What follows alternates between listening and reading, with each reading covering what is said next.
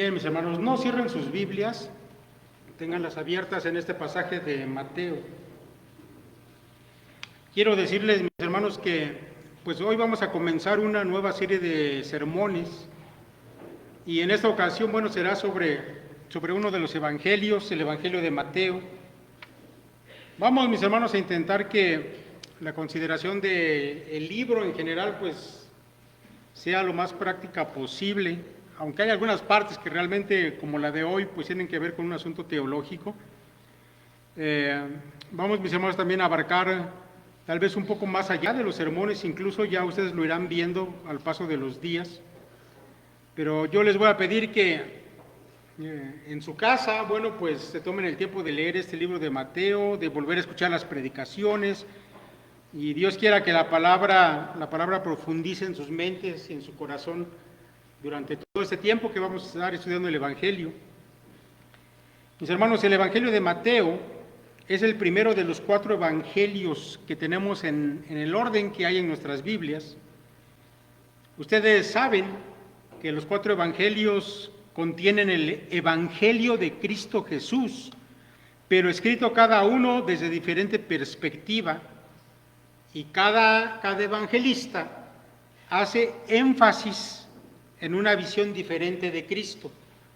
Por ejemplo, y esto tal vez ya ustedes lo saben, pero Mateo presenta al Señor como el rey de los judíos, en tanto que Marcos lo va a presentar como el siervo de Dios. Juan nos lo presenta como el Hijo de Dios, en tanto que Lucas pues nos lo presenta como el Hijo del Hombre. Ahora, yo espero que se esté dando usted cuenta que hay una relación de contraste entre ellos, el rey y el siervo, el Hijo de Dios y el Hijo del Hombre. Mateo, mis hermanos, en el cual nos vamos a centrar, nos va a presentar de manera única al Mesías, que se va a revelar en este Evangelio, presentándonos sus credenciales que lo hacen apto para estar en el trono. Pero también Mateo se va a encargar más adelante de mostrarnos a ese mismo rey Mesías siendo rechazado por su pueblo. Y finalmente, mis hermanos, ya cerca del Evangelio, cerca del final de este Evangelio, se va a descorrer el velo para mostrarnos al rey que regresará a este mundo una vez más en el futuro. Mis hermanos, cuando vamos al inicio de este Evangelio, a las primeras páginas donde tienen ustedes abierta su Biblia, vamos a encontrar allí una genealogía, la genealogía del rey. Ahora, mire, yo sé que para nosotros que vivimos acá de este lado del mundo, en Occidente, y que además vivimos 2000 años después de que se escribieron estas cosas, como que no le encontramos mucho sentido a encontrarnos ahí esa genealogía al inicio de Mateo. No sé ustedes cómo lo hagan cuando leen la Biblia y se encuentran allá en el Antiguo Testamento con todas esas genealogías, ¿las leen o se las brincan y mejor pasan a lo que sigue? Porque a veces como que no le encontramos mucho sentido a una lista interminable de nombres. Pero bueno, mire, déjeme decirle que para los hebreos, para los judíos, para la gente que vive en Oriente y que vivió en aquellos tiempos del Señor, las genealogías sí tienen una gran importancia. Por ejemplo, para que un rey pudiera ser reconocido como tal, debía demostrar que en efecto procedía de la línea real de su pueblo. Y si no lo podía mostrar, no podía sentarse en el trono a gobernar. Mire, tenemos ejemplos en el Antiguo Testamento y también en el Nuevo de la importancia y el uso de las genealogías. Déjeme darle un par de ejemplos del Antiguo Testamento. Mire, cuando Josué se encargó de repartir la tierra prometida, ya una vez que habían conquistado la tierra y ya la iban a repartir, bueno, cada persona del pueblo tuvo que ser ubicado con precisión en una familia y luego en una tribu, de acuerdo a su línea genealógica, para que les fuera concedida la tierra que iba a ser su heredad, según las indicaciones que Moisés había dado en Números capítulo 26. Pero tenemos un caso, mis hermanos, que tal vez nos ilustra más aún la importancia de las genealogías. Resulta que cuando Judá regresó del cautiverio babilónico, estuvieron 70 años allí en Babilonia, pero cuando regresaron a su tierra, los hijos de algunos sacerdotes no fueron considerados para ejercer el sacerdocio, porque su genealogía se perdió durante esos años de cautiverio y ya no pudieron comprobar que en efecto ellos eran descendientes de Leví, y ya no se les permitió ejercer el sacerdocio. Y se los quiero leer, es un pasaje muy interesante, es muy breve, pero solamente para que se dé cuenta qué importancia tienen las genealogías. Dice Esdras 2:61, y de los hijos de los sacerdotes, los hijos de Jabayá, los hijos de Cos, los hijos de Barzilai, el cual tomó mujer de las hijas de Barzilai, Galaadita, y fue llamado por el nombre de ellas. Estos buscaron su registro de genealogías y no fue hallado, y fueron excluidos del sacerdocio.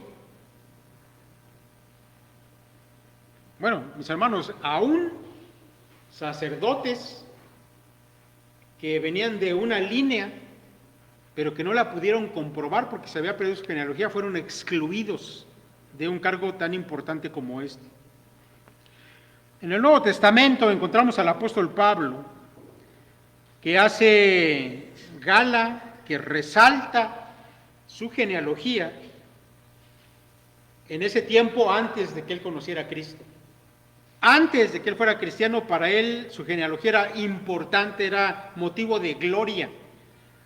Dice Pablo, aunque yo tengo también de qué confiar en la carne, si alguno piensa que tiene de qué confiar en la carne, yo más, circuncidado al 8º día, del linaje de Israel, de la tribu de Benjamín, hebreo de hebreos.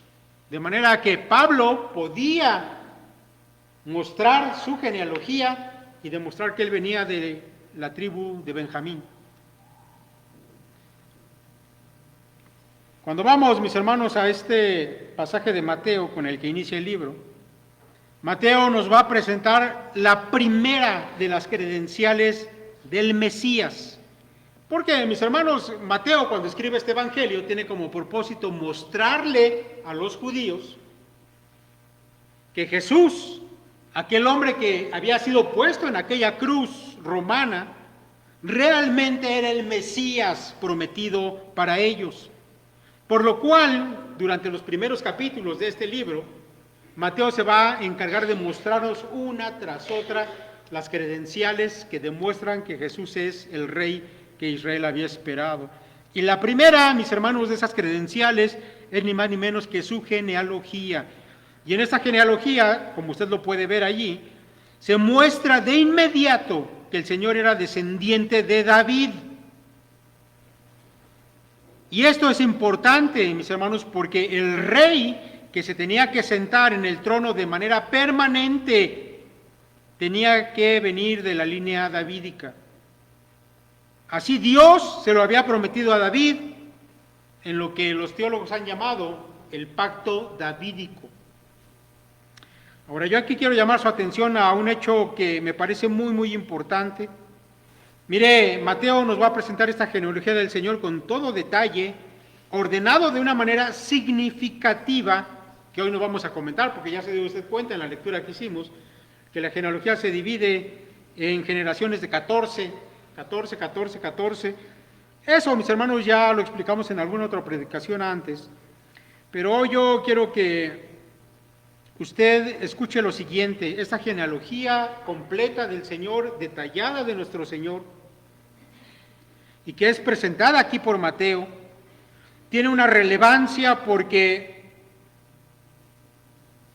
cuando el pueblo judío llegó al año 70 y Roma destruyó a Jerusalén, arrasó con la ciudad, le prendió fuego al templo, arrancó las murallas de Israel, de Jerusalén, Resulta que las genealogías de todos los judíos que vivían en ese tiempo se perdieron. Las genealogías de todos los judíos que vivieron en el año 70 se perdieron. Con lo cual, escuche esto, se hace imposible que después de ese año alguien pueda reclamar el trono en base a una genealogía, porque ya no existen, se perdieron allí. No hay genealogías ya de los judíos que se puedan trazar hasta antes del año 70.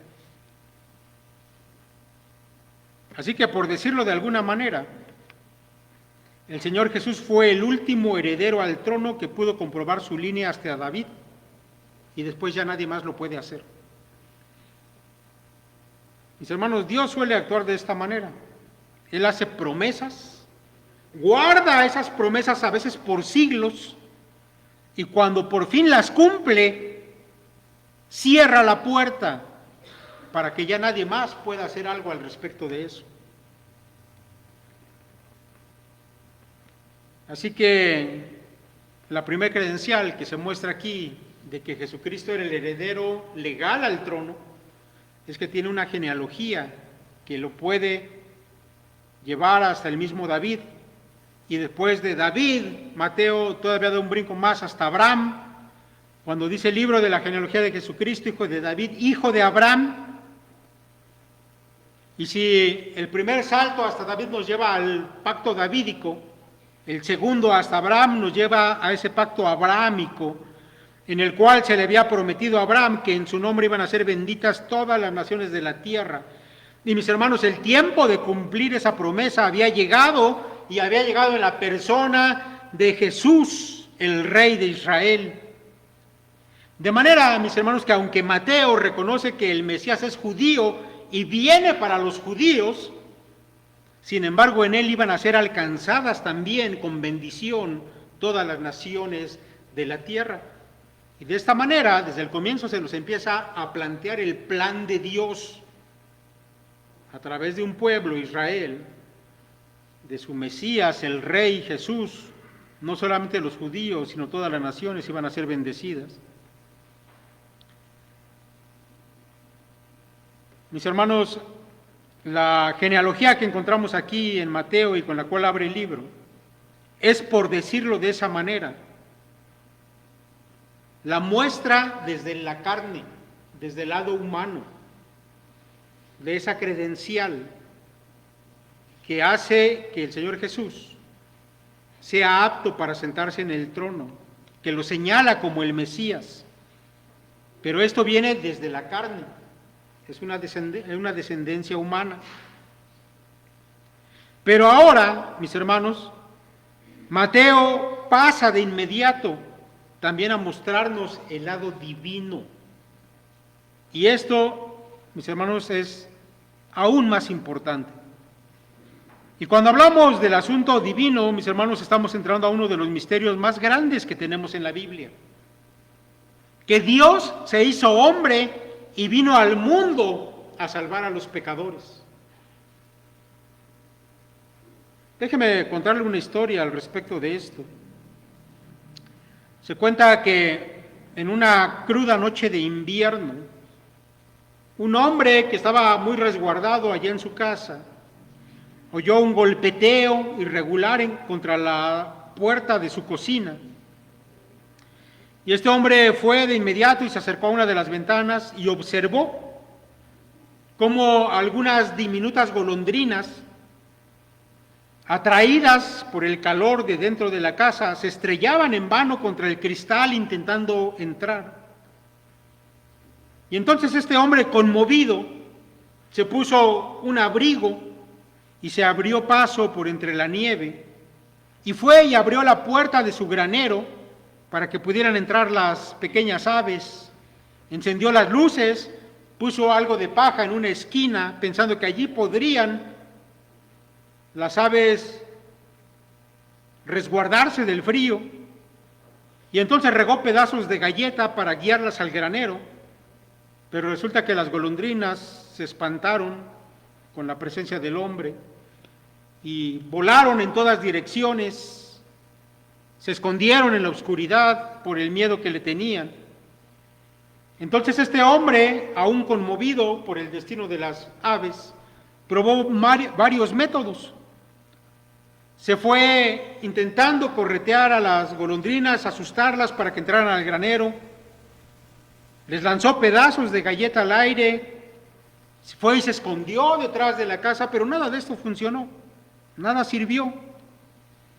Él era una criatura extraña y gigantesca para las aterrorizadas aves, que no podían entender que él en verdad deseaba ayudarles. Entonces este hombre se retiró a su casa y contempló por la ventana a los pájaros condenados a la muerte. Y mientras los contemplaba, un pensamiento vino como un relámpago a su mente y dijo: si tan solo pudiera convertirme en pájaro, ser uno de ellos, aunque fuera por un momento, entonces no los asustaría tanto. Podría mostrarles el camino al calor y a la seguridad. Y mientras estaba pensando esto en su cabeza, se le ocurrió, captó el principio de la encarnación. El que un hombre se convierte en pájaro no es nada comparado a Dios haciéndose hombre. El concepto de un ser soberano más grande que el universo que él mismo creó, confinándose a un cuerpo humano, fue y es demasiado para entenderlo plenamente. Esos fueron los pensamientos de este hombre.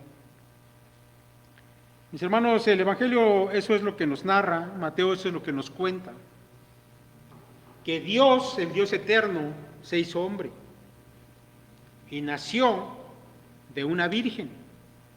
Ahora, cuando llegamos a este asunto del nacimiento virginal, yo debo decirles que desde la antigüedad existen mitos acerca de nacimientos virginales. Tal vez usted haya escuchado ya esto, incluso hay muchos ateos que usan esto para decirles: no, Jesucristo es solamente uno más de los muchos mitos que hay acerca del nacimiento virginal. Mire, el asunto es que en Grecia, en la India, por supuesto en Babilonia, provienen muchos mitos antiguos acerca de eso.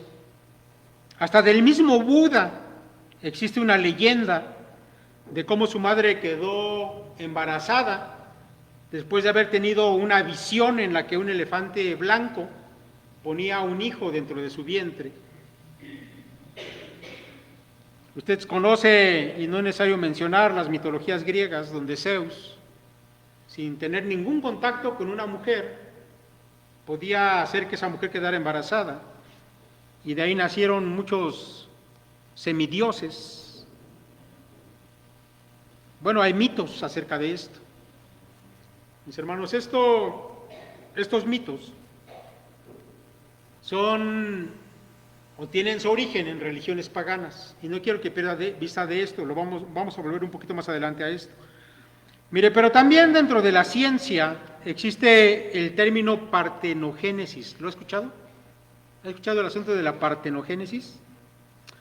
Bueno, este término se utiliza para señalar un fenómeno que se da en ciertos animales, como insectos, reptiles, aves, gusanos, etcétera, en el que los óvulos de algunas de estas especies se desarrollan sin ser fecundados por un macho. Incluso se ha logrado, por ejemplo, en conejos, que los óvulos de las hembras de los conejos o de algunas especies de conejos se desarrollen sin que sean fecundadas por un macho, pero eso obviamente son los de los conejos, experimentos de laboratorio. Mis hermanos, con el ser humano nunca ha sucedido un caso de partenogénesis, nunca ha sucedido. Cuando vamos, mis hermanos, al caso de nuestro Señor Jesucristo, bueno, por supuesto estamos hablando de algo único. Nada tiene que ver con los mitos de religiones y culturas paganas. Y mis hermanos, deben ustedes saber que todos estos mitos de las culturas paganas son o tienen que ver con creencias demoníacas. que a lo largo de la historia han hecho lo que Satanás hace, falsifica lo verdadero para engañar a los hombres. La cultura más antigua, que es la babilónica, contiene la historia de una mujer que se llama Semiramis, que mediante un rayo del sol que la tocó, quedó embarazada y tuvo un hijo que se llamó Tamuz. Y ellos son dioses de la cultura babilónica que después emigró a las culturas griega, romana, egipcia. Semiramis es la diosa que llegó a conocerse como Acera después. Y las imágenes que se tienen de Acera o de Semiramis siempre es cargando un niño. Y se dice que ese niño había venido sin la intervención de un varón. Eso, mis hermanos, son leyendas y mitos demoníacos que intentan imitar la verdadera historia de Jesucristo. Cuando llegamos al nacimiento virginal de Cristo, estamos ante el misterio de lo que se conoce como la encarnación, de cómo Dios llegó a ser hombre, pero sin dejar de ser Dios, y cómo en la persona del Señor Jesús se unieron dos naturalezas, una naturaleza divina y una naturaleza humana. Una naturaleza humana para que el hombre pecador tuviera un representante perfecto, pero completamente humano. Y una naturaleza divina para que Dios mismo pudiera llevar sobre sí el pecado inmenso de la humanidad completa.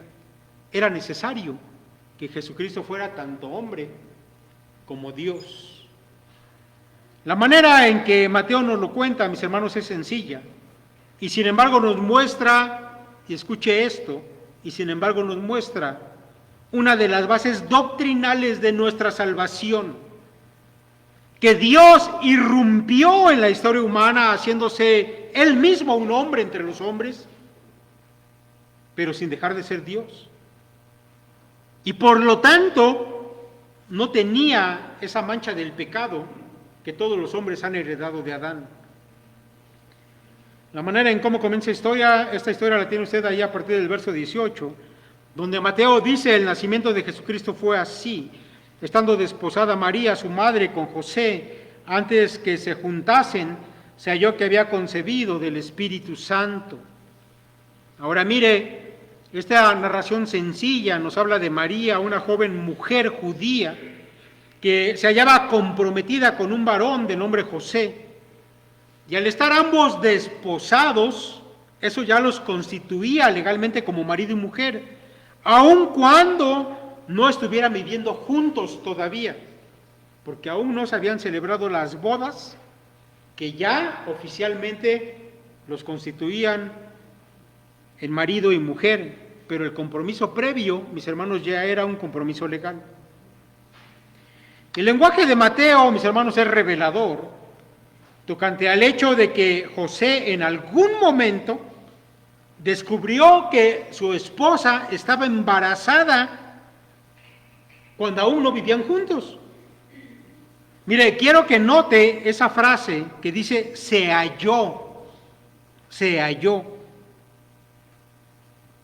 Esa frase nos dice que en algún momento José descubrió que María estaba embarazada. Ahora, sin duda, mis hermanos, la sorpresa para José debió ser mayúscula. Y es que María, dada esta frase que usa Mateo, sabemos que ella no se lo había contado a nadie.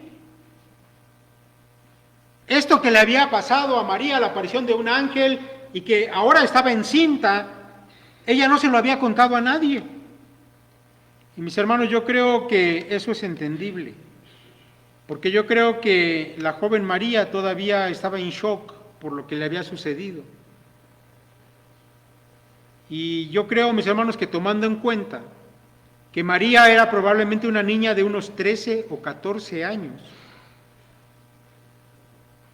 ella debió haber tenido una impresión muy grande de que un ser angélico se le hubiera aparecido y le hubiera hablado y le hubiera revelado lo que le reveló y ahora ella estuviera embarazada y no se lo había podido contar simplemente a nadie.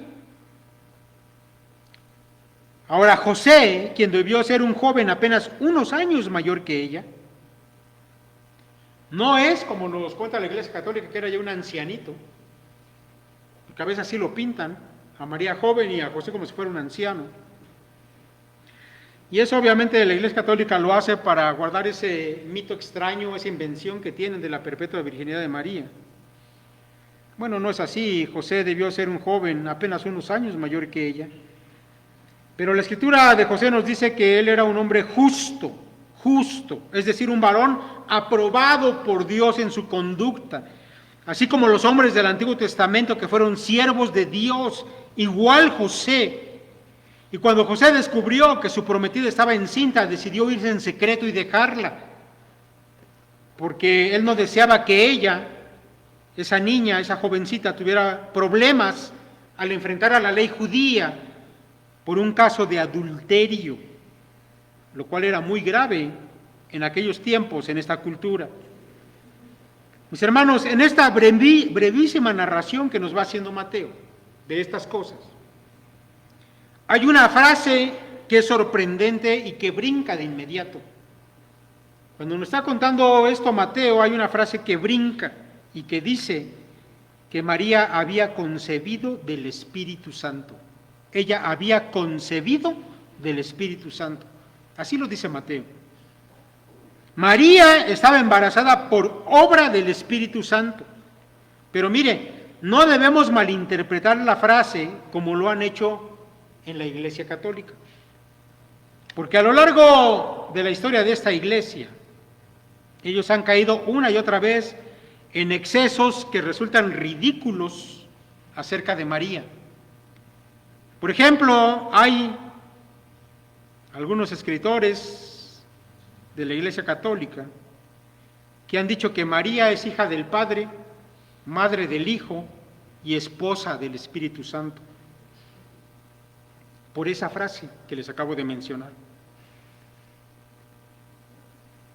Mire, Mateo es un tanto parco, un tanto escueto en cuanto a la explicación, pero otro evangelista que nos cuenta del nacimiento de Cristo es Lucas.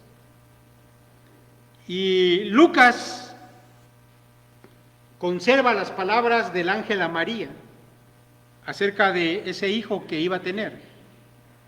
Y quiero recurrir por un momento a Lucas y explicarle mejor esto que la Iglesia Católica no ha entendido correctamente. Mire, Lucas 1:35 dice, respondiendo el ángel le dijo, el Espíritu Santo vendrá sobre ti y el poder del Altísimo te cubrirá con su sombra, por lo cual también el santo ser que nacerá será llamado Hijo de Dios. Ahora, quiero que nos centremos primero en la frase del ángel que dice, el Espíritu Santo vendrá sobre ti y el poder del Altísimo te cubrirá con su sombra. Si esta frase, mis hermanos, la consideramos tomando en cuenta todos esos mitos de las religiones paganas, a la conclusión que vamos a llegar es a que Jesús viene siendo entonces el Hijo del Espíritu Santo, lo cual es una tontería. Es necesario, mis hermanos, que esta frase la consideremos en su contexto judío.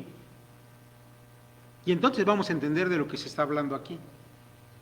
Este es un asunto de hermenéutica, de interpretación bíblica.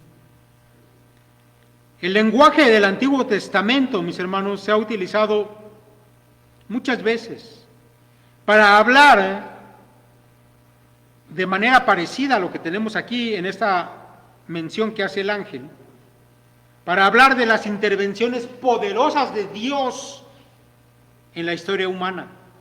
Y quiero mencionarle dos ejemplos nada más que nos van a alumbrar en esto.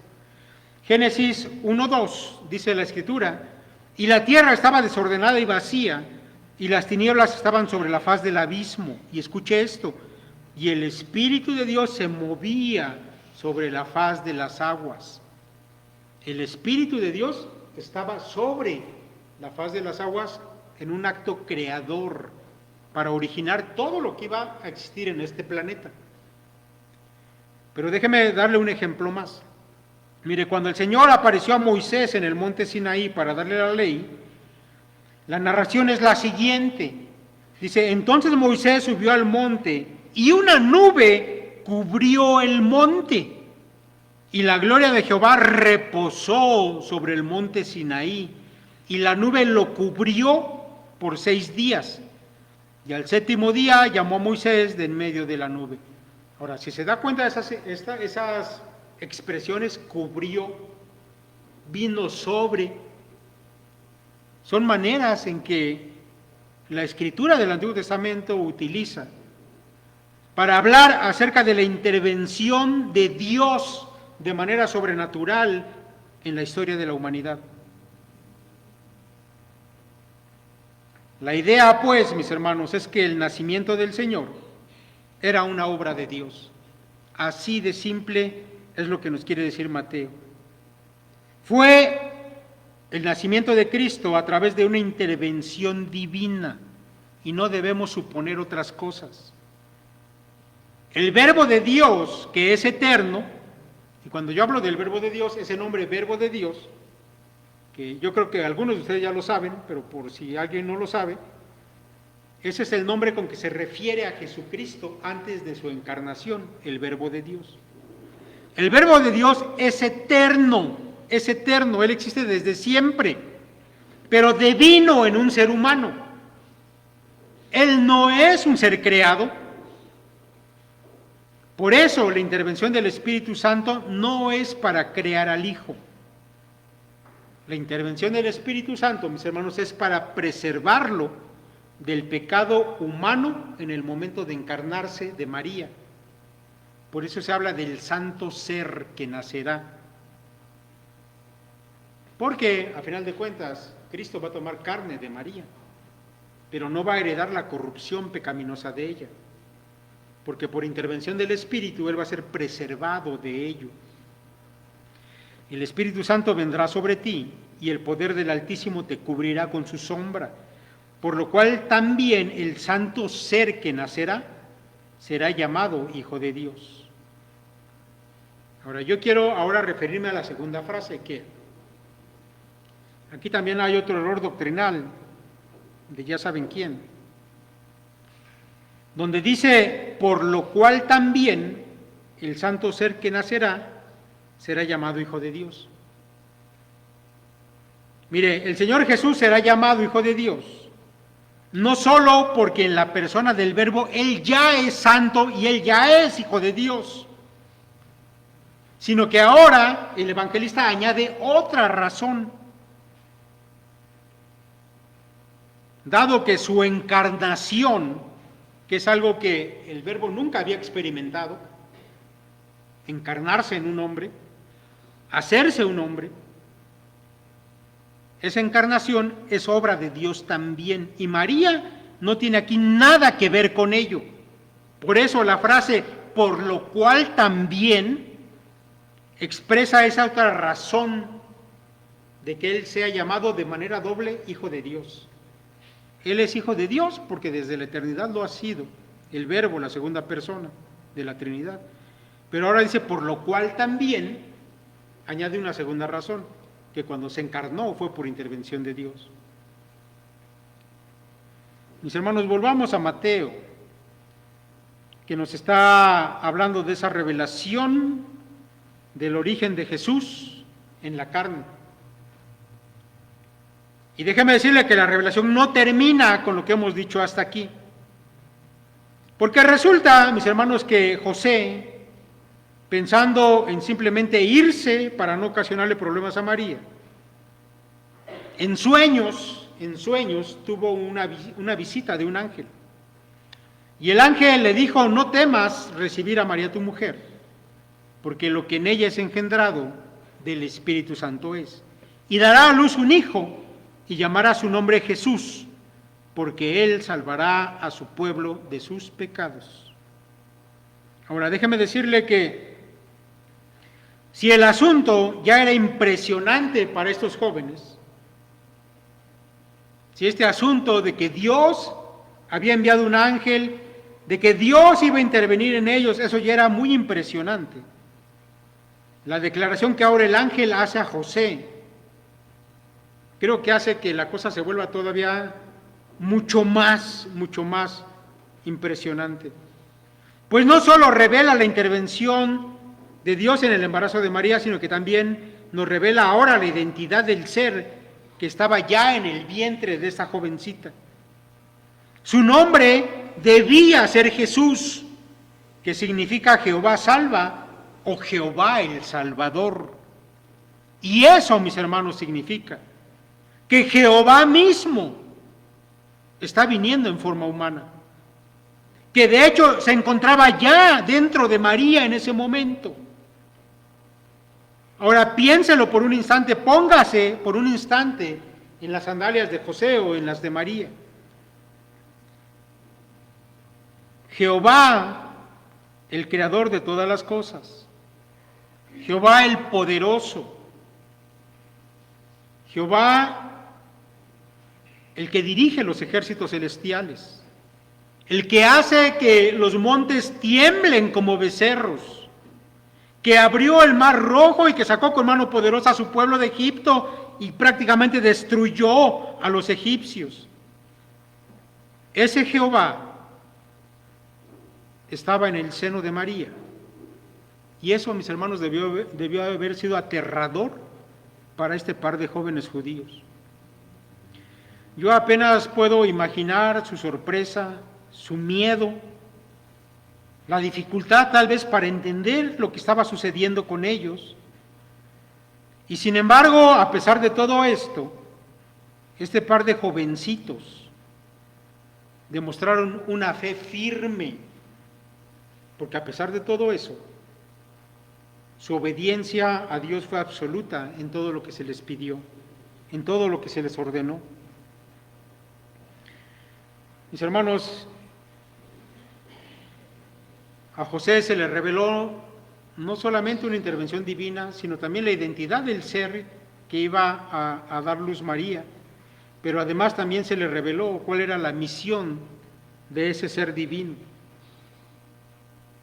La finalidad de que Jehová estuviera interviniendo de esta manera era que Él venía a salvar a su pueblo. Él venía a salvar a su pueblo. Así como en el Antiguo Testamento sabemos de innumerables veces en que Jehová intervino para rescatarlo de sus enemigos.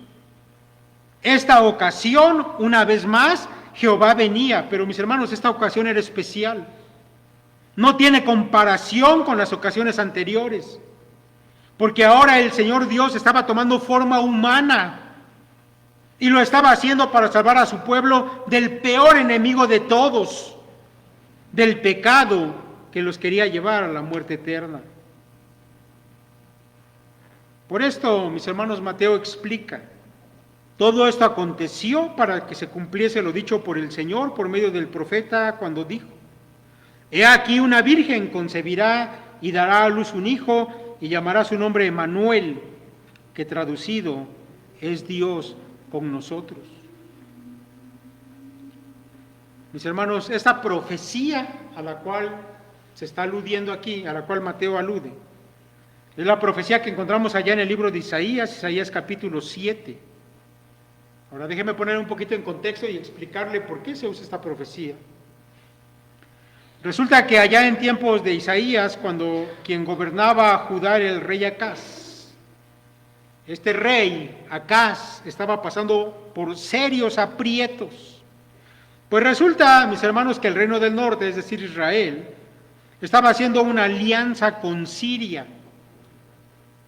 Estaban uniendo sus fuerzas, porque, mis hermanos, había una amenaza para todos los pueblos de aquella región, una amenaza terrible, que era el pueblo asirio.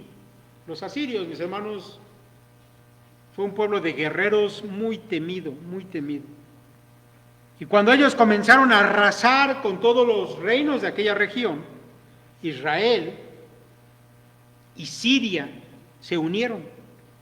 Y entonces dijeron: vamos a decirle a Acaz que se una con nosotros para hacerle frente a los asirios. Pero resulta que Acaz se negó. Y esto, por supuesto, molestó a Israel y molestó a Siria. Y entonces se propusieron eliminar a Acaz y dijeron, vamos a quitarlo de en medio y en su lugar vamos a poner a otro rey que acceda a unirse con nosotros. Ahora, ante estas amenazas, por supuesto, Acaz estaba temeroso. Y entonces él clama a Dios y Dios manda al profeta Isaías y le da una señal de parte de Dios mismo. Isaías 7:10 dice, habló también Jehová a Acaz diciendo, pide para ti señal de Jehová tu Dios, demandándola ya sea de abajo en lo profundo o de arriba en lo alto. Y respondió Acaz, no pediré y no tentaré a Jehová. Dijo entonces Isaías, oíd ahora, casa de David, ¿os es poco el ser molestos a los hombres, sino que también los seáis a mi Dios? Por tanto, el Señor mismo dará señal, he aquí, que la Virgen concebirá y dará a luz un hijo, y llamará su nombre Emmanuel, comerá mantequilla y miel hasta que sepa desechar lo malo y escoger lo bueno, porque antes que el niño sepa desechar lo malo y escoger lo bueno, la tierra de los dos reyes que tú temes será abandonada. El Señor le da una señal a Acaz, le dice, mira, hay una doncella que va a tener un hijo. Y cuando el hijo de ella llegue a la edad en que sepa discernir entre lo bueno y lo malo, estas dos naciones a las que tú tienes miedo ya no van a existir, no van a estar. Mis hermanos, esa profecía se cumplió en parte, porque en el capítulo 8 de Isaías encontramos que el profeta Isaías se unió a una profetisa y tuvo un hijo. Pero obviamente aquel hijo nació de forma normal. No estamos hablando aquí de una partenogénesis, no estamos hablando de una virgen que tuvo un hijo sin la intervención de un varón, no es así. De hecho, se nos dice ahí en el capítulo 8, en el verso 1, que Isaías se unió a esta profetisa y tuvieron un hijo. Y el hijo creció, y cuando llegó a una edad aproximada de unos 7 u 8 años, Dios había acabado con los enemigos de Judá y con los enemigos del rey Acaz. Y el nombre de aquel niño iba a ser un recordatorio para Acaz de esa promesa de Dios. El niño se iba a llamar Emmanuel, que significa Dios con nosotros, Dios con nosotros. Así que la liberación de Judá se cumplió al pie de la letra, pero la profecía de la mujer virgen que da a luz un hijo no se cumplió en ese momento. Y va a ser hasta el tiempo del Señor Jesús, cuando María concibió por intervención del Espíritu Santo, que Mateo declara para que se cumpliese lo dicho por el Señor por medio del profeta. En ese momento, mis hermanos, sí, una virgen concibió sin la intervención de ningún varón.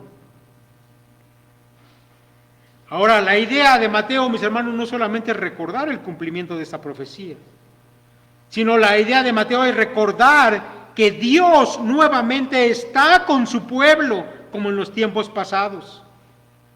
Porque debe usted saber que antes de Cristo habían pasado 400 años desde el tiempo de Malaquías, y cuando se escribió ese libro, que es el último del Antiguo Testamento, hasta el Señor Jesús, no hubo profeta, no hubo revelación, no hubo comunicación de Dios con su pueblo, 400 años. Y ahora, mis hermanos, Dios interviene nuevamente con su pueblo.